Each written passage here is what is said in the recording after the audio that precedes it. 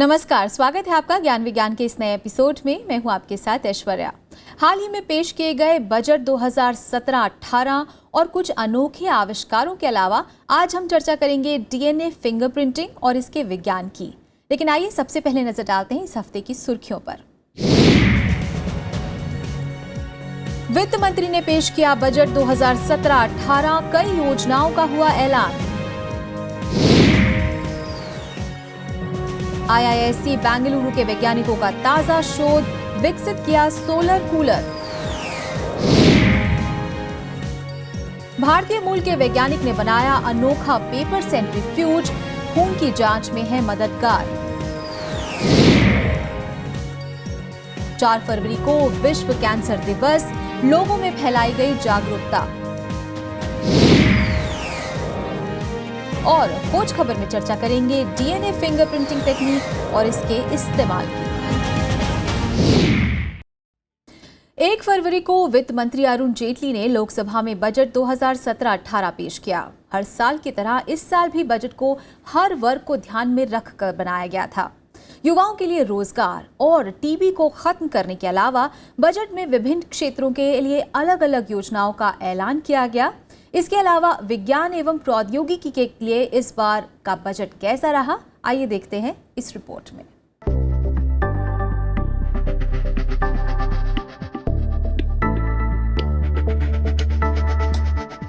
भारी कयासों और लंबी बहस के बाद 2017-18 का बजट पेश कर दिया गया। वित्त मंत्री अरुण जेटली ने 1 फरवरी को संसद में बजट पेश किया। हर साल की तरह इस साल भी कई आंखें बजट में विज्ञान और तकनीकी में आवंटित धन के प्रावधान पर टिकी थीं। हालांकि विज्ञान और तकनीकी के लिए बजट के प्रावधानों का गहराई से आकलन अभी बाकी है। फिर भी विज्ञान, तकनीकी और उनसे जुड़े विभिन्न विभागों में पहले से अधिक धन आवंटित किया गया है।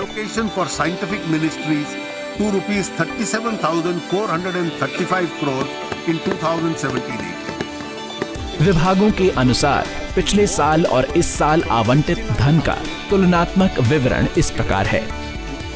कृषि, शोध व शिक्षा विभाग, परमाणु ऊर्जा विभाग, भूविज्ञान विभाग, स्वास्थ्य शोध विभाग, नवीन व नवीकृत ऊर्जा मंत्रालय, विज्ञान व तकनीकी विभाग, बायोटेक्नोलॉजी विभाग, CSIR, अंतरिक्ष विभाग। इस साल के बजट में माध्यमिक शिक्षा, कॉलेजों को मान्यता और स्नातकोत्तर में 5000 अतिरिक्त सीटों के लिए प्रगतिशील फंड के जरिए शिक्षा को प्रोत्साहन देने का भी प्रावधान रखा गया है।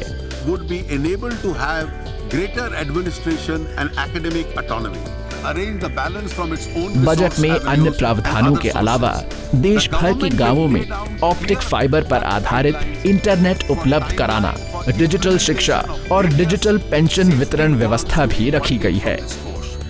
Unmanned level crossings on broad gauge lines will be eliminated by 2020.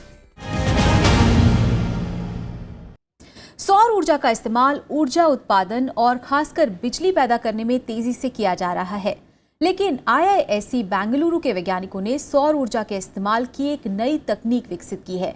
ये एक सोलर कूलर है जिसका इस्तेमाल दूर दराज के इलाकों में कृषि उत्पादों और दवाओं को ठंडा और सुरक्षित रखने में किया जा सकता है।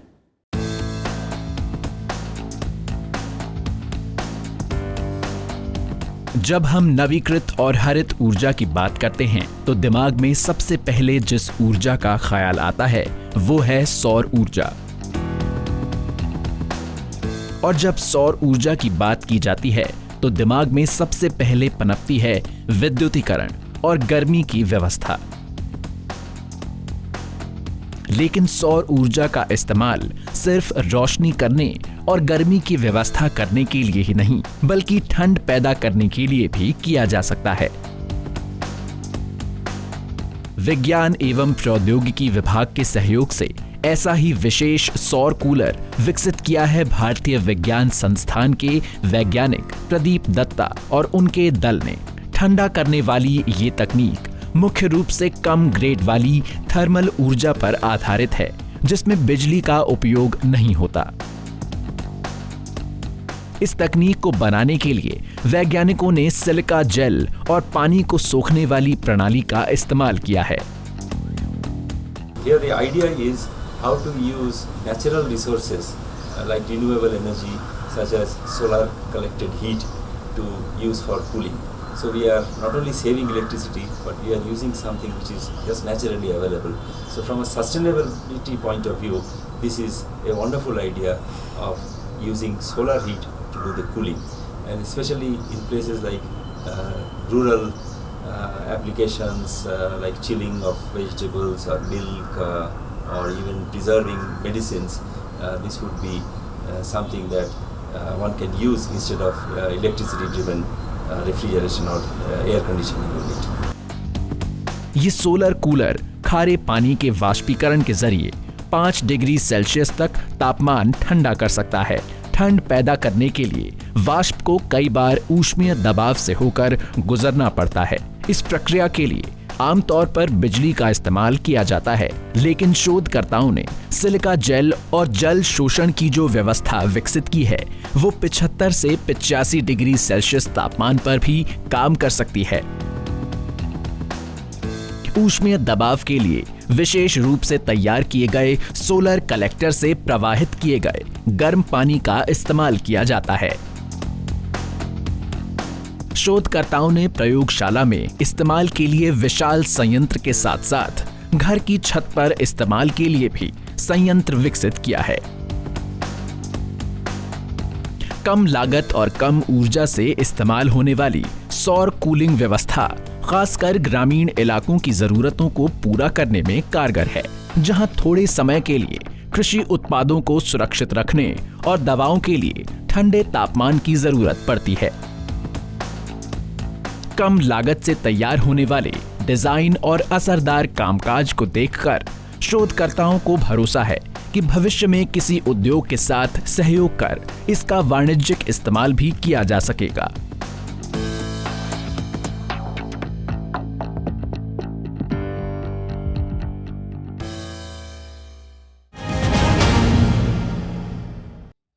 चिकित्सा की दुनिया में आज भी कुछ उपकरण इतने भारी और महंगे हैं कि दूर दराज के इलाकों में इनका इस्तेमाल संभव नहीं हो पाता। लेकिन क्या हो अगर खिलौने से ऐसे ही किसी उपकरण का आविष्कार कर दिया जाए? जी हाँ, ऐसा ही कुछ कर दिखाया है भारतीय मूल के एक वैज्ञानिक मनु प्रकाश ने। मनु और उनके दल ने पेपर का इस्तेमाल करते हुए खून की जांच में इस्तेमाल होने वाला सेंट्रीफ्यूज विकसित किया है।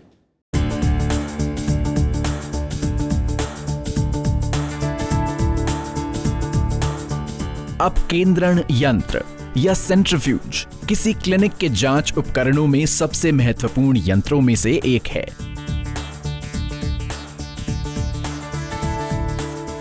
ये यंत्र किसी तरल नमूने को बेहद तेज रफ्तार से घुमाता है, जिसके फलस्वरूप केंद्र से विपरीत दिशा में सेंट्रीफ्यूगल बल बनता है, जिसके कारण उस तरल के विभिन्न अवयव अपने घनत्व के अनुसार विभिन्न स्तरों में अलग हो जाते हैं।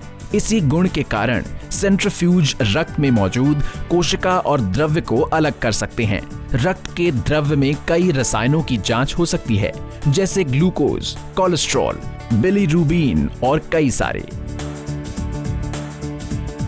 अपनी विशिष्टताओं, उपयोगिताओं और बिजली की खपत को लेकर सेंट्रीफ्यूज एक कीमती उपकरण हो सकता है, लेकिन किसी तरल के अवयवों को घर में रोजमर्रे के इस्तेमाल की वस्तुओं से भी अलग किया जा सकता है, जैसे कागज, सुतली और प्लास्टिक।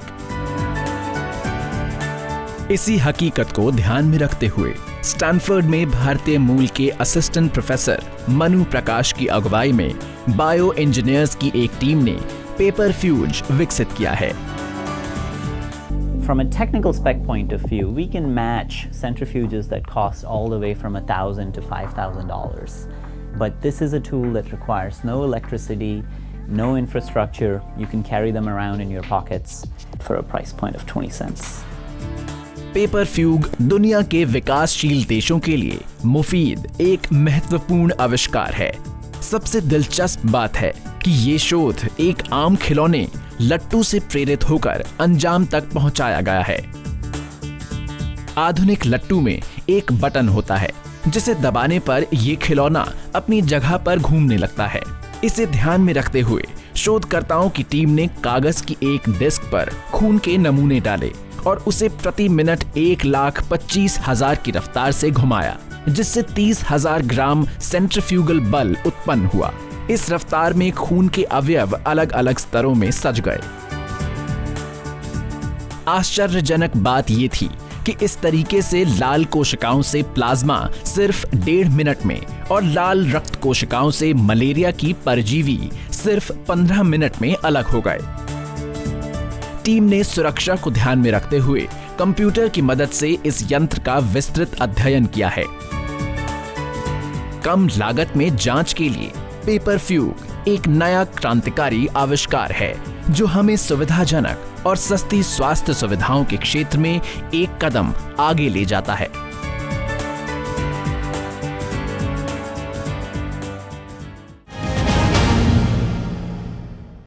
आज के समय में कैंसर तेजी से पैर पसारने वाली बीमारी है जो शरीर के किसी भी अंग में अलग अलग रूपों में फैल सकती है। ये एक ऐसी गंभीर बीमारी है जिसके कारण पूरे विश्व में मौतों की तादाद बढ़ती जा रही है। कैंसर से बचाव और इसके प्रति जागरूकता फैलाने के लिए 4 फरवरी को हर साल विश्व कैंसर दिवस मनाया जाता है। आइए जानते हैं इस वर्ष की थीम क्या रही।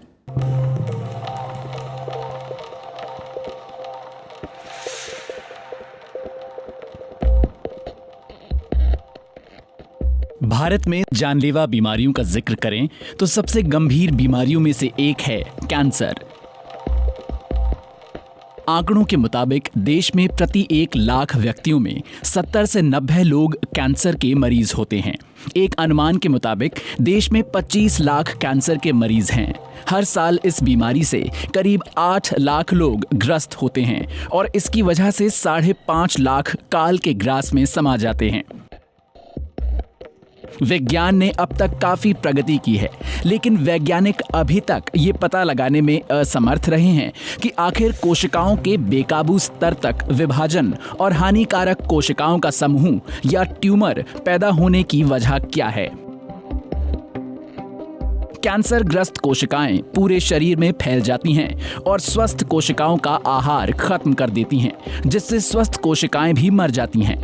कैंसर शरीर के किसी भी हिस्से में हो सकता है। अब तक इंसानों में 100 से अधिक किस्म के कैंसर होने की जानकारी मिली है। जानकारों के मुताबिक दुनिया भर में 5 सबसे अधिक पाए जाने वाले कैंसर हैं लंग, ब्रेस्ट, बाउल, प्रोस्टेट और स्टमक। तेजी से बदल रही जीवन शैली और बढ़ते पर्यावरण प्रदूषण के कारण होने वाला कैंसर आज इंसानों की सेहत के लिए सबसे अधिक चिंता का विषय है।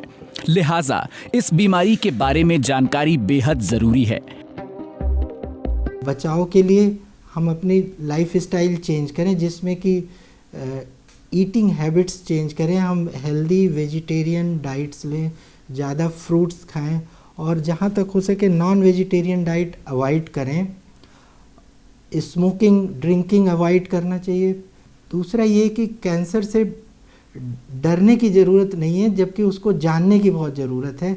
अगर कैंसर के कोई भी लक्षण महसूस होते हैं तो फ़ौरन उसको जांच करवाना चाहिए, बजाय इसके कि हम उसको डिले करें, अवॉइड करें और वो कैंसर बढ़ करके फिर भयानक रूप ले ले।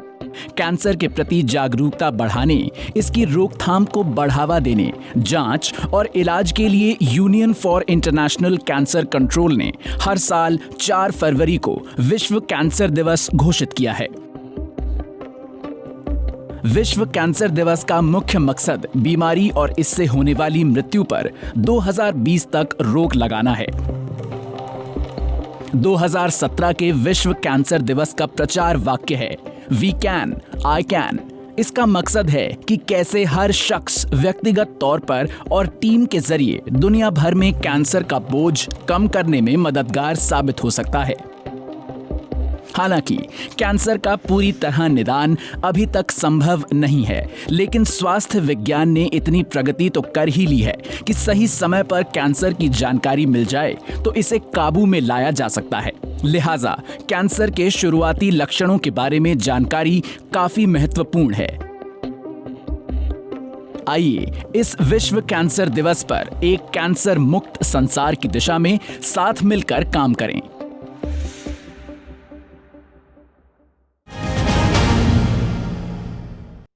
और यहाँ रुकते एक छोटे से ब्रेक के लिए, जल्द लौटते हैं वापस विज्ञान और तकनीकी की कुछ और दिलचस्प खबरों के साथ। देखते रहिए ज्ञान विज्ञान।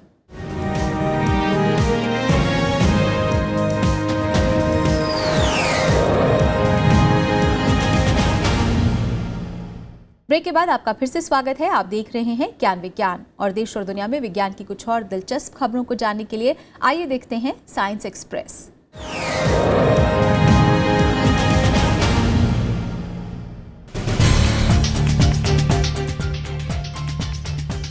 भारतीय विज्ञान जगत का डंका पीटते हुए भारतीय मूल के शोधकर्ता मनीष गर्ग और उनकी टीम ने Max Planck Institute of Quantum Optics में ठोस पदार्थ के भीतर उच्च बारंबारिता का विद्युत करंट उत्पन्न करने में सफलता पाई है। इलेक्ट्रॉनिक्स की दुनिया में ये नया खोज है, क्योंकि अभी तक ऊंचे वोल्टेज के इस्तेमाल से ही इतनी उच्च बारंबारिता का करंट उत्पन्न किया जा सका था। इस नई तकनीकी के जरिए शोधकर्ताओं को सेमीकंडक्टर पर रोशनी की तरंगों का इस्तेमाल कर बिजली का करंट पैदा करने में मदद मिल सकती है। नासा ने 31 जनवरी 2017 को विज्ञान के लिए अपनी जान देने वाले शोधकर्ताओं और अंतरिक्ष यात्रियों को याद किया।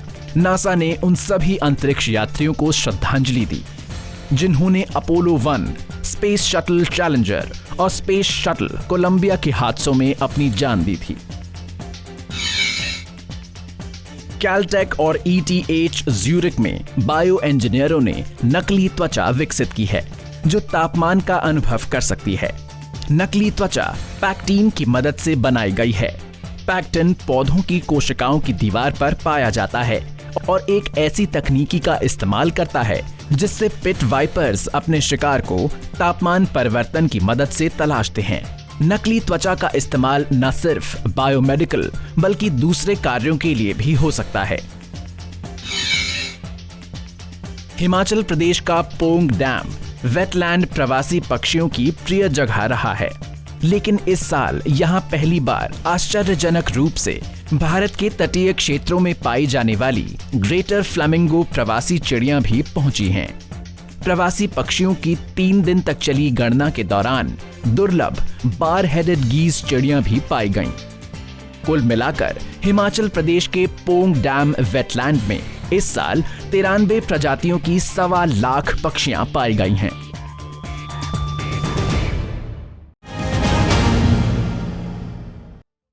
करीब 30 साल पहले वैज्ञानिक एलेक जेफरीज ने डीएनए फिंगरप्रिंटिंग की खोज की। उस वक्त दुनिया को इस तकनीक के बारे में जानकर काफी हैरानी हुई, लेकिन धीरे धीरे डीएनए फिंगरप्रिंटिंग का इस्तेमाल तेजी से बढ़ा। आज डीएनए फिंगरप्रिंटिंग की मदद से अपराध के बड़े से बड़े केस सुलझाए जाते हैं। वहीं पितृत्व परीक्षण में भी इसका इस्तेमाल किया जाता है। लेकिन ये सब संभव कैसे हो पाता है? कैसे होती है डीएनए फिंगरप्रिंटिंग? इसी विषय पर चर्चा करेंगे अपने सेगमेंट खोज खबर में।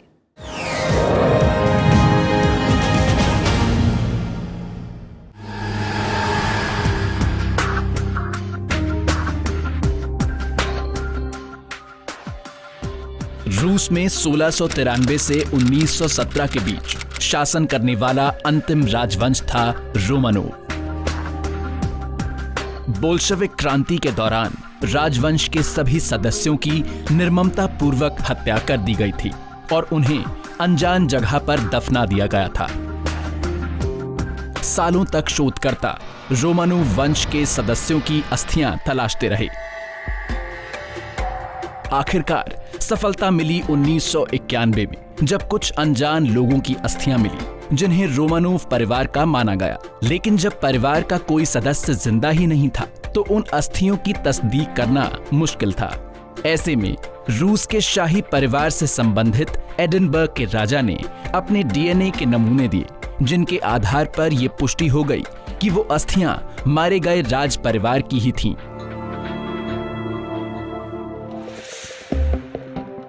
अब भारत की ओर रुख करते हैं। दिल्ली में कानून की छात्रा 25 साल की प्रियदर्शनी मट्टू 1996 में बलात्कार की शिकार और मृत पाई गई थीं। मौके से पाए गए डीएनए के नमूनों के आधार पर दिल्ली हाई कोर्ट ने मुख्य आरोपी संतोष कुमार सिंह को दोषी करार दिया था। इस तकनीक को करीब 30 साल पहले ब्रिटिश जीन वैज्ञानिक सर एलेक जॉन जेफरीज ने विकसित किया था।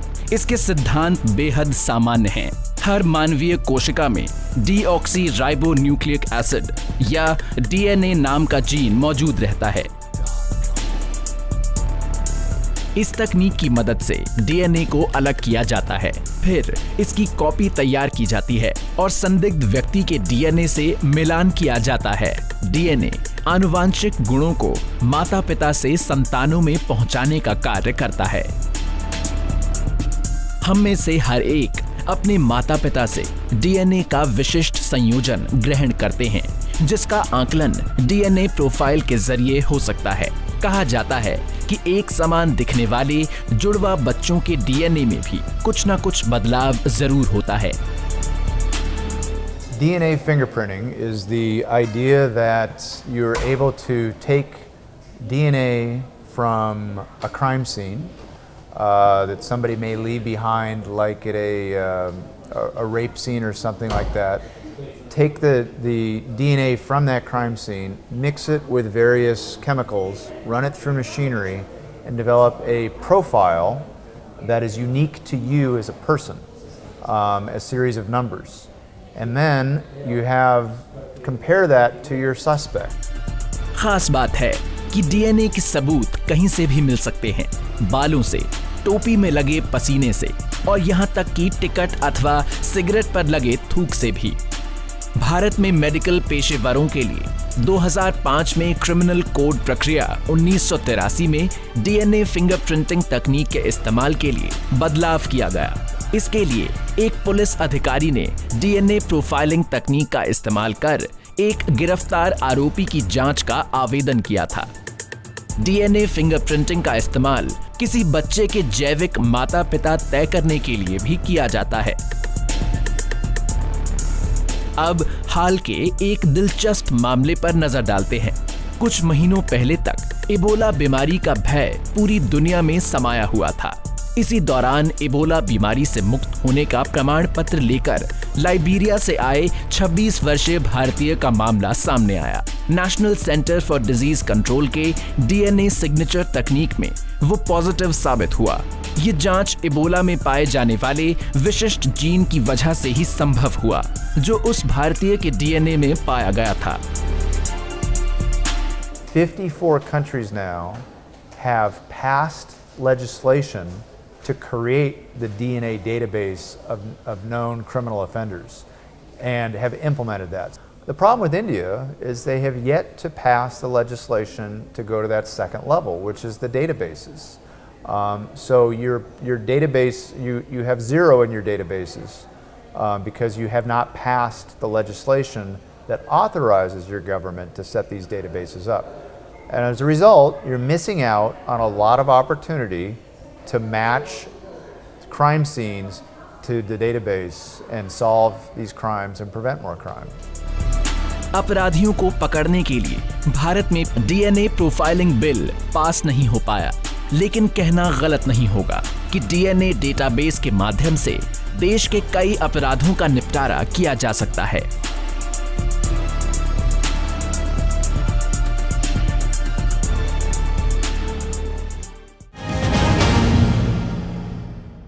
तो ज्ञान विज्ञान के इस एपिसोड में आज बस इतना ही। उम्मीद है आपको हमारा ये एपिसोड भी जरूर पसंद आया होगा। आप अपने सुझाव और सलाह हमें ईमेल के जरिए भेज सकते हैं। हमारा ईमेल आईडी है news@vigyanprasar.gov.in। आप अपने विचार हमें डाक के जरिए भी भेज सकते हैं। हमारा पता है विज्ञान प्रसार C24 कुतुब इंस्टीट्यूशनल एरिया, नई दिल्ली 110016।